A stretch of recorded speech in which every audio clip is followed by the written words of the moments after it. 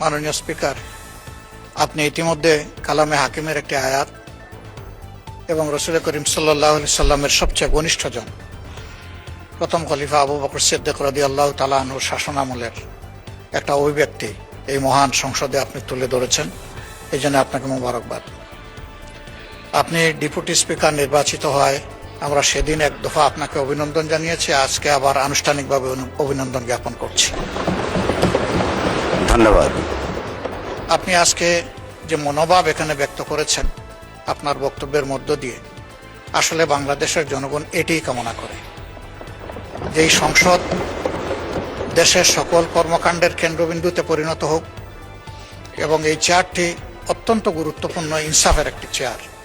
এই চেয়ারের জায়গা থেকে আপনি ইনসাফের যে বার্তা দিয়েছেন যে আপনি নিরপেক্ষভাবেই সব কিছুকে বিবেচনায় নেবেন এবং যার যেটা পাওনা তাকে সেভাবেই দেবেন। তো আমি আরেকবার অভিনন্দন জানাই আপনার এই মনোভাবের জন্য। আমরা আপনাকে আশ্বস্ত করছি আপনার দায়িত্ব পালনকালীন সময়ে আমাদের পক্ষ থেকে আপনার নেওয়া সঙ্গত সকল পদক্ষেপে আমরা সহযোগিতা করে যাব ইনশাআল্লাহ। আবার আপনি সহযোগিতা চেয়েছেন, মানুষ হিসাবে ভুল যে কেউ করতে পারে। আপনার এই চেয়ারের জায়গা থেকেও যদি এরকম কিছু হয়ে যায়, আমরা যেন আপনাকে শুধরে দিয়ে সহযোগিতা করি।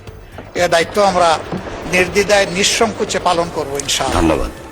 আমরা আশা করছি যদি এই সংসদকে ইনসাফের ভিত্তিতে পরিচালনা করা যায় তাহলে দেশেও ইনসাফ কায়েম করা সম্ভব হবে। আমরা এই প্রত্যাশা নিয়ে আপনার সুস্বাস্থ্য এবং নেক হায়াত কামনা করে আপনাকে আবার অভিনন্দন জানিয়ে আমার বক্তব্য শেষ করছি। আল্লাহ হাফেজ। আসসালামু আলাইকুম।